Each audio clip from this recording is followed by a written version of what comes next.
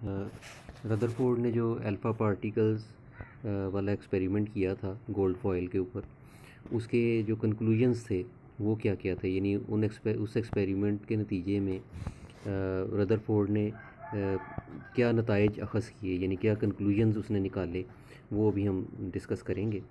क्योंकि इन कंक्लूजन्स की बुनियाद पे ही रदरफोर्ड ने अपना एटॉमिक मॉडल पेश किया था। अल्फ़ा पार्टिकल्स का जो एक्सपेरिमेंट था उसमें most of the alpha particles were passed through the atoms of the gold straight away, सीधे ही गुजर गए थे वो ज़्यादातर अल्फ़ा पार्टिकल्स, अनडिफ्लेक्टेड पास कर गए थे गोल्ड की फॉयल में से। तो उससे ये कंक्लूड हुआ कि most of the space in an atom is empty, कि ज़्यादातर जो एटम का हिस्सा है वो इस काबिल नहीं है कि वो अल्फ़ा पार्टिकल्स को ब्लॉक कर सके। इसका मतलब एक लिहाज से हम कह सकते हैं कि एटम का एक बड़ा हिस्सा खाली है, क्योंकि अल्फ़ा पार्टिकल्स बगैर डिफ्लेक्शन के ज़्यादातर सीधे ही गुजर गए थे। सेकेंडली, कुछ अल्फ़ा पार्टिकल्स सीधे जाने की बजाय किसी ख़ास एंगल पे या ग्रेटर दैन 90 एंगल पे डिफ्लेक्ट भी हुए थे।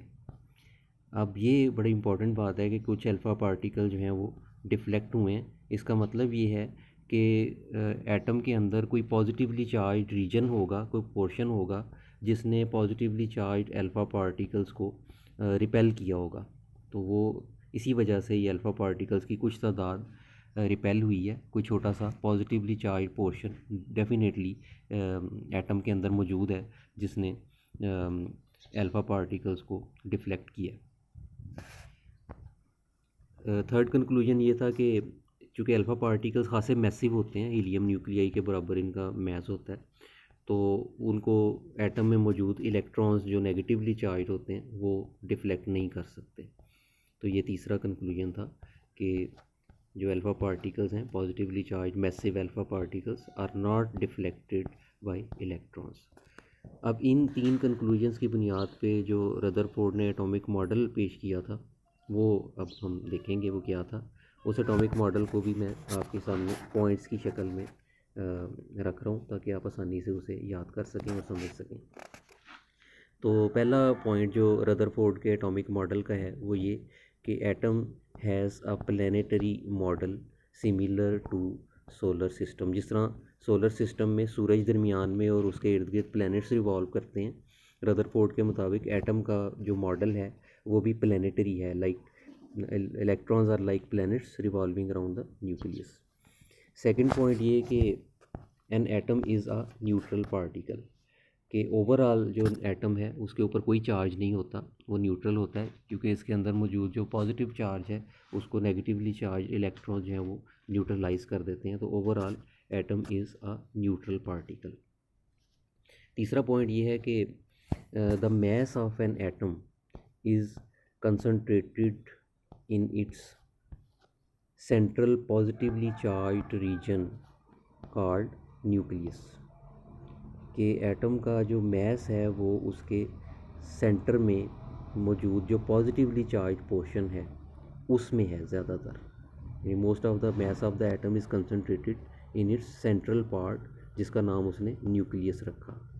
तो ये न्यूक्लियस की डिस्कवरी बहुत ही इंपॉर्टेंट आस्पेक्ट है रदरफोर्ड के एटॉमिक मॉडल का, जिसके मुताबिक the mass of an atom is concentrated in its central positively charge region which is known as nucleus. चौथा पॉइंट ये है कि electrons are revolving around the nucleus in circles, के दायरों में, सर्कल्स में इलेक्ट्रॉन्स न्यूक्लियस के इर्द गिर्द रिवॉल्व कर रहे हैं और इन सर्कल्स को ऑर्बिट्स कहा जाता है। और पांचवा पॉइंट, आखिरी पॉइंट है, the centripetal force of revolving electrons balances the electrostatic force of attraction between nucleus and electrons। देखिए, जब कोई पार्टिकल रिवॉल्व करता है तो उस पर एक फोर्स एक्ट कर रही होती है जिसे हम कहते हैं सेंट्रीपिटल फोर्स। तो इलेक्ट्रॉन अगर सर्कल्स में रिवॉल्व कर रहे हैं तो डेफिनेटली उनकी एक सेंट्रीपिटल फोर्स है।